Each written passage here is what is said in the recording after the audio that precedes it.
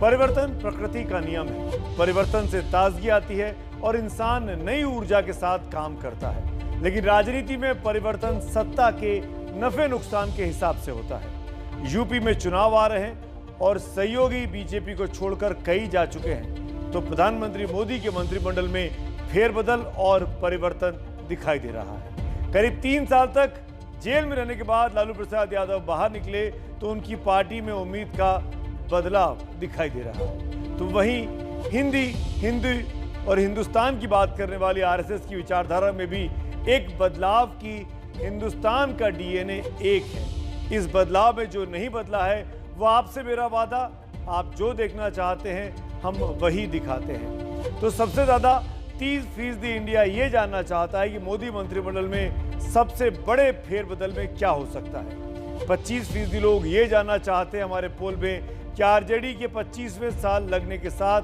क्या इससे संस्थापक लालू प्रसाद यादव का नया राजनीतिक पुनर्जन्म हुआ है।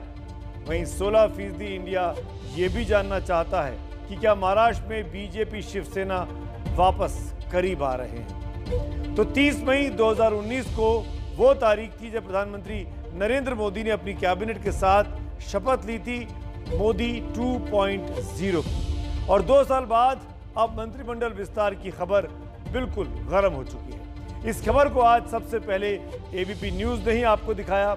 हम ही ने सबसे पहले आपको ये जानकारी दी कि ये मंत्रिमंडल विस्तार, जिसके बारे में अटकलें पिछले करीब 3-4 हफ्तों से लग रही हैं, आज कंफर्म हुआ कि वो बुधवार को हो रहा है, यानी परसों। हम ही ने बताया परसों सुबह 10:30 से 12 बजे के बीच में मोदी मंत्रिमंडल में कई नए चेहरों को आप देख पाएंगे। 10:30 से 12 के बीच एबीपी न्यूज के पास वो सारी खबरें हैं, वो सारे नाम हैं जिनको मंत्रिमंडल में जगह मिल सकती है, और कुछ नाम वो भी हैं जिनको मंत्रिमंडल से बाहर किया जा सकता है। ये जानकारी बेहद अहम और खास सूत्रों से हम तक पहुंची है, इसीलिए आपको हमारे सहयोगी विकास भदौरिया की ये एक्सक्लूसिव रिपोर्ट देखनी चाहिए। मैं नितिन जयराम गडकरी, निर्मला सीतारामन, मैं नरेंद्र सिंह तोमर। माना जा रहा है कि अगले बुधवार को 17 से 22 मंत्री मोदी सरकार की शोभा बढ़ा सकते हैं। इनमें सबसे ज्यादा नजर उत्तर प्रदेश से आने वाले मंत्रियों पर है। माना जा रहा है कि यूपी से 4 से 5 चेहरों को जगह मिल सकती है। इनमें अपना दल की अनुप्रिया पटेल का नाम पक्का माना जा रहा है। इनके अलावा एक ब्राह्मण चेहरा मंत्रिमंडल में आ सकता है, ताकि चुनावी साल में ब्राह्मणों को खुश किया जा सके। पिछड़े समाज के लोगों को रिझाने के लिए किसी ओबीसी सांसद को भी मंत्रिमंडल में जगह मिल सकती है, जबकि अनुसूचित जाति से एक नाम आ सकता है, ताकि मायावती और चंद्रशेखर की दलित पहचान की वो काट बन सके। वहीं जाट समुदाय से भी किसी के मंत्री बनने की गुंजाइश दिखती है, ताकि बीजेपी के प्रति किसानों की नाराजगी कम की जा सके। यूपी से बाहर निकले और पड़ोस के बिहार में देखें तो वहां भी मंत्रिमंडल विस्तार को लेकर सुगबुगाहट तेज है।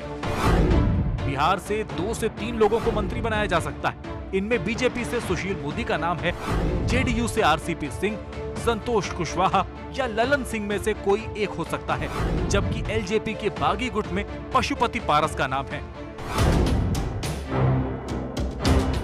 मध्य प्रदेश से भी कुछ नेताओं का नाम पिछले 1.25 साल से सुर्खियों में है। मध्य प्रदेश से 1 से 2 लोगों को मोदी मंत्रिमंडल में जगह मिल सकती है। इनमें ज्योतिरादित्य सिंधिया का नाम पक्का माना जा रहा है। माना जा रहा है कि कमलनाथ सरकार को गिराने का इनाम इनको जरूर मिलेगा। दूसरा नाम मध्य प्रदेश बीजेपी के पूर्व अध्यक्ष और जबलपुर के सांसद राकेश सिंह का आ रहा है। महाराष्ट्र में ऐसे चेहरे को मंत्रिमंडल में शामिल करने की कोशिश है जिनसे राज्य में बीजेपी अपने दम पर सरकार बना सके। इनमें एक नाम पूर्व मुख्यमंत्री नारायण राणे का है और शिवसेना के गढ़ में उनका असर है। दूसरा नाम कांग्रेस से बीजेपी में आए रणजीत नाइक निलंबकर का है, जिनके जरिए बीजेपी कांग्रेस के आधार वाले इलाकों में अपना असर चाहती है। तीसरा नाम हिना गावित का हो सकता है, जिनके पिता विजय कुमार एनसीपी में थे और मंत्री रहे हैं। हिना गावित का नाम तब सुर्खियों में आया जब प्रधानमंत्री नरेंद्र मोदी ने अपने भाषण में इनकी चर्चा की थी। पहली बार सदन में आए हुए श्रीमान प्रताप सारंगी जी ने और आदिवासी समाज से आई हुई हमारी बहन डॉक्टर हिना गावित जी ने जिस प्रकार से विषय को प्रस्तुत किया है, जिस बारीकी से चीजों को रखा, मैं समझता हूं उसके बाद मैं कुछ भी न बोलूं तो भी बात पहुंच।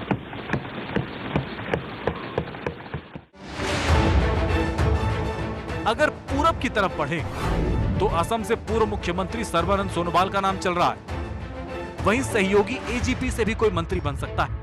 पश्चिम बंगाल में मतुआ समुदाय के शांतनु ठाकुर तो अनुसूचित जाति में असर रखने वाले निशीथ प्रामाणिक को मंत्री पद मिल सकता है। इनके अलावा ओडिशा से लेकर राजस्थान और जम्मू कश्मीर तक 1-2 मंत्री बनाने की बात है, लेकिन एक अहम नाम लद्दाख से है। माना जा रहा है कि लद्दाख से बीजेपी सांसद जाम्यांग शेरिंग नामग्याल मंत्री बन सकते हैं। अब सबकी नजरें राष्ट्रपति भवन पर लगी हैं कि वहां से किसको सरकार में शामिल होने का बुलावा आता है। दिल्ली से विकास भदौरिया की रिपोर्ट। दरअसल आपको ये समझना पड़ेगा कि ये मंत्रिमंडल विस्तार की जरूरत क्यों आन पड़ी। 2 अहम कैबिनेट के मंत्री सरकार का साथ छोड़ चुके, यानी शिवसेना और अकाली दल, जिनके पास बड़े मंत्रालय थे। रामविलास पासवान साहब का देहांत हो चुका है, वो सरकार में नहीं है। कुछ बड़े बड़े मंत्रालय अब दूसरे मंत्रियों के पास हैं, उनको एडिशनल काम दिया गया है, यानी उनका बोझ बढ़ाया गया है। तो कुछ दिग्गज मंत्रियों का बोझ कम हो जाए, वो कोशिश भी इस पूरी कवायद में देखी जाएगी। ठीक 2 साल के बाद ये एक्सरसाइज हो रही है और मान के चलिए कि इस बार जो बुधवार को मंत्रिमंडल विस्तार होगा वो वाकई में बहुत बड़े स्तर का होगा। इसको आप कह सकते हैं कि मिडवे कोर्स करेक्शन का काम भी सरकार इसमें करेगी। बीते 2 हफ्तों से प्रधानमंत्री तमाम मंत्रालयों का, मंत्रियों के कामकाज का लेखा जोखा ले रहे थे। बड़े बड़े दौर की मीटिंगें हुई हैं 7RCR में, 7 लोक कल्याण मार्ग अब जिसका नाम हो गया है, जिसमें खुद जेपी नड्डा और अमित शाह जैसे दिग्गज मौजूद रहे हैं। और उसके बाद एक खाका निकलकर स्वरूप अब सामने आया है। तो पहले आपको वो नाम बताते हैं जिनका बोझ कम करने की तैयारी है, जिनके पास 1 से अधिक मंत्रालय है। ऐसे कौन कौन से मंत्री हैं? 10 मंत्रियों के पास 27 मंत्रालय ऐसे हैं जो एडिशनल चार्ज के तौर पे, जैसे नितिन गडकरी बहुत काम के मंत्री हैं, ट्रांसपोर्ट मंत्रालय है, उनके पास एक MSME की मिनिस्ट्री भी है जो कि उनके पास एडिशनल है। इसी तरीके से अगर आप निर्मला सीतारमण की बात करें, जो एक भारी भरकम वित्त मंत्रालय को चला रही हैं, लेकिन उनके पास कॉरपोरेट मंत्रालय का भी एडिशनल चार्ज है। इसी तरीके से कृषि मंत्री नरेंद्र सिंह तोमर, जिनके पास एक बहुत बड़ा मंत्रालय है, कृषि मंत्रालय, उनके पास ग्रामीण विकास, पंचायती राज और फूड प्रोसेसिंग जैसे महत्वपूर्ण मंत्रालयों का भी एडिशनल चार्ज इस वक्त है। कानून मंत्री रविशंकर प्रसाद के पास भी 2 और एक्स्ट्रा मंत्रालय हैं, संचार, इलेक्ट्रॉनिक्स और IT मंत्रालय, जो कि अकेले रविशंकर प्रसाद संभाले हुए हैं। रेल मंत्री हैं पीयूष गोयल, और पीयूष गोयल के पास भी 2 एक्स्ट्रा मंत्रालय हैं। वाणिज्य उद्योग उनके पास है, और रामविलास पासवान वाले जो मंत्रालय थे, उपभोक्ता मामलों का जो अतिरिक्त प्रभार है, वो भी इस वक्त पीयूष गोयल के पास है। महिला और बाल विकास मंत्री हैं स्मृति ईरानी, उनके पास भी टेक्सटाइल मिनिस्ट्री का एक्स्ट्रा काम दिया हुआ है। स्वास्थ्य मंत्री हैं डॉक्टर हर्षवर्धन, उनके पास विज्ञान व तकनीक के अलावा जलवायु परिवर्तन का कामकाज भी इन्हीं के पास, यानी 2 मंत्रालय एक्स्ट्रा हैं। सूचना और प्रसारण मंत्री यानी हम लोगों के मंत्री श्री प्रकाश जावड़ेकर जी हैं, उनके पास भी एडिशनल चार्ज है। पर्यावरण और भारी उद्योग मंत्रालय की जिम्मेदारी प्रकाश जावड़ेकर साहब के पास है। पेट्रोलियम मंत्री हैं धर्मेंद्र प्रधान, उनके पास भी एक और महत्वपूर्ण मंत्रालय है स्टील का, इस्पात का, वो एडिशनल चार्ज उनके पास है। संसदीय कार्य मंत्री हैं प्रहलाद जोशी, उनके पास भी 2 एक्स्ट्रा मंत्रालय हैं, कोयला और खनन मंत्रालय, ये दोनों प्रहलाद जोशी के पास है। तो आप समझ सकते हैं 10 मंत्री ऐसे हैं जिनके पास 27 मंत्रालय बांटे गए हैं। तो हो सकता है कि इन मंत्रियों के कंधों पर से कुछ बोझ कम हो और नए चेहरे जो इंडक्ट किए जाएं उनको वो मौका मिले। वो नए चेहरे कौन से होंगे वो हमने अपनी पिछली स्टोरी में आपको वो तमाम नाम गिना दिए हैं।